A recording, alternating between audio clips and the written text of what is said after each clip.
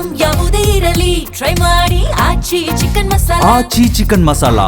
ನಾಳೆ doctor BR Ambedkar ಅವರ ಜನ್ಮದಿನದ ಪ್ರಯುಕ್ತ ಅಂಬೇಡ್ಕರ್ ರಥ ಸೇನೆ ಬಾಬಾ ಸಾಹೇಬ್ ಕ್ರಿಕೆಟ್ ಕಪ್ ಉದ್ಘಾಟನಾ ಕಾರ್ಯಕ್ರಮವನ್ನು ಆಯೋಜನೆ ಮಾಡಲಾಗಿತ್ತು.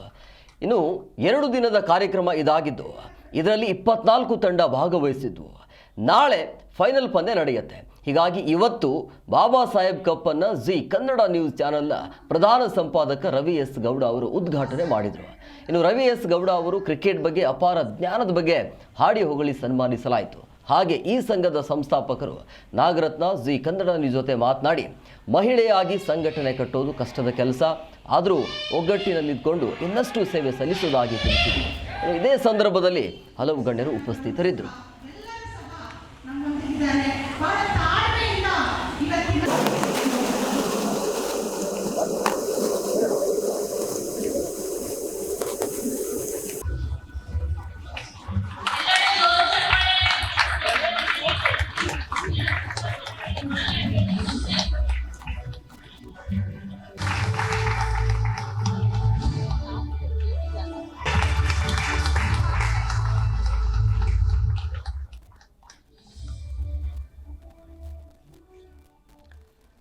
ಸಂವಿಧಾನ ಶಿಲ್ಪಿಯ ಸ್ಮರಣಾರ್ಥ ಕ್ರಿಕೆಟ್ ಹಬ್ಬ ಇದು.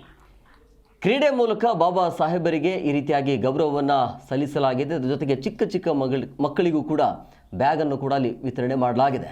ಬಾಬಾ ಸಾಹೇಬ್ ಕ್ರಿಕೆಟ್ ಕಪ್ಗೆ ಚಾಲನೆ ಸಿಕ್ಕಿರುವಂಥದ್ದು ಅಂಬೇಡ್ಕರ್ ಜಯಂತಿಯ ಪ್ರಯುಕ್ತವಾಗಿ. ಕಾರ್ಯಕ್ರಮವನ್ನು ಉದ್ಘಾಟಿಸಿದರು ರವಿ ಎಸ್ ಗೌಡರು ಜಿ ಕನ್ನಡ ನ್ಯೂಸ್ನ ಸಂಪಾದಕರು. ಪಂದ್ಯಾವಳಿಯಲ್ಲಿ ಅಬ್ಬರಿಸಿರುವಂಥ 24 ತಂಡಗಳು. ನಾಳೆ ಈ ಒಂದು ಫೈನಲ್ ಕೂಡ ಇರುತ್ತೆ. ಇದೇ ಸಂದರ್ಭದಲ್ಲಿ ಜಿ ಕನ್ನಡ ಜೊತೆ ನಾಗರತ್ನ ಅವರು ಕೂಡ ಮಾತನಾಡಿದರು. ಒಬ್ಬ ಹೆಣ್ಣು ಮಗಳಾಗಿ ಈ ರೀತಿಯ ಸಂಘಟನೆ ಕಟ್ಟೋದು ಬಹಳ ಕಷ್ಟ ಇದೆ ಅಂಥೇಳಿ ಕೂಡ ನಮ್ಮ ಒಂದು ದೀರ್ಘಾವಧಿಯ ಸೇವೆಯನ್ನು ಕೂಡ ಶೇರ್ ಮಾಡಿಕೊಂಡ್ರು. ಇದೇ ಸಂದರ್ಭದಲ್ಲಿ ಹಲವು ಗಣ್ಯರು ಕೂಡ ಭಾಗವಹಿಸಿದರು ಈ ಒಂದು ಕಾರ್ಯಕ್ರಮದಲ್ಲಿ. ಉದ್ಘಾಟನೆಯನ್ನ ಮಾಡಿದಂತ ಎಲ್ಲ ಗಣ್ಯರಿಗೂ ಧನ್ಯವಾದಗಳು.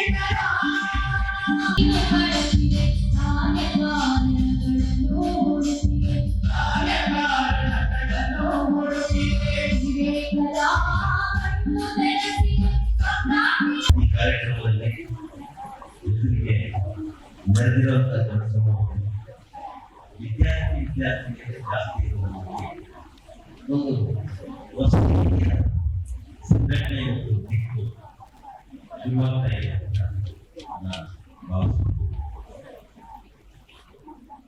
ಈ 50 ವರ್ಷಗಳಲ್ಲಿ ನಡೆದುತ್ತಿರುವ ಬಹಳಷ್ಟು ಸಂಘಟನೆಗಳನ್ನ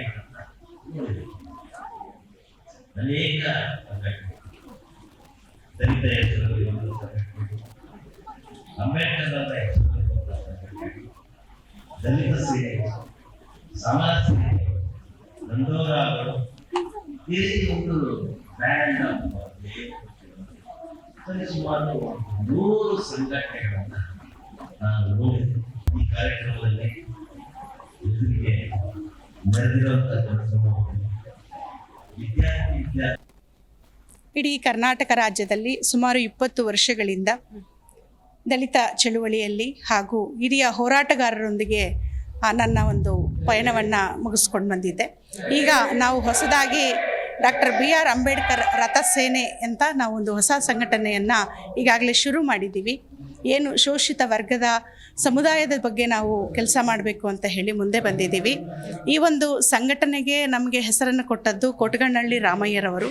ಏನು ಬಾಬಾ ಸಾಹೇಬ್ ಅಂಬೇಡ್ಕರ್ ಅವರು ಕಂಡಂಥ ಕನಸೇನಿತ್ತು, ಅವರು ತನ್ನ ಇಡೀ ಜೀವನದುದ್ದಕ್ಕೂ ನನ್ನ ರಥವನ್ನು ಇಲ್ಲಿ ತನಕ ನಿಲ್ಲಿಸಿದ್ದೇನೆ, ಇಲ್ಲಿಂದ ಮುಂದೆ ಇದನ್ನು ಮುಂದೆ ತಗೊಂಡು ಹೋಗಿ ಅಂತ ಹೇಳಿ ಬಾಬಾ ಸಾಹೇಬ್ ಅಂಬೇಡ್ಕರ್ ಅವರು ಏನು ಹೇಳಿದರು ಅದನ್ನು ನಾವು ಮುಂದೆ ತಗೊಂಡು ಹೋಗೋದಕ್ಕೆ ಈ ಒಂದು ಹೆಸರನ್ನು ಇಟ್ಟು ನಾವು ಸಂಘಟನೆಯನ್ನು ಶುರು ಮಾಡಿ. ಖಂಡಿತ ಮೇಡಮ್, ಯಾಕಂತ ಹೇಳಿದ್ರೆ ಇವತ್ತಿನ ಕಾಲಘಟ್ಟದಲ್ಲಿ ಭಾಳಷ್ಟು ಬಾಬಾ ಸಾಹೇಬರ ಬಗ್ಗೆ ತಿಳ್ಕೊಂಡಂಥ ದೊಡ್ಡ ದೊಡ್ಡ ಸಾಹಿತಿಗಳಿದ್ದಾರೆ, ದಲಿತ ಮಹಿಳಾ ಸಾಹಿತಿಗಳು ಸಹ ಇದ್ದಾರೆ, ಹೋರಾಟಗಾರರು ಸಹ ಇದ್ದಾರೆ. ಆದರೆ ಇವತ್ತಿನ ತನಕ ಎಲ್ಲೂ ಸಹ ಮಹಿಳೆಯರು ಮುಂಚೂಣಿಗೆ ಬಂದು ಒಂದು ಹೋರಾಟದ ದಾರಿಯಲ್ಲಿ ಬರಲಿಕ್ಕೆ ಬಹಳ ಕಷ್ಟ ಇದೆ.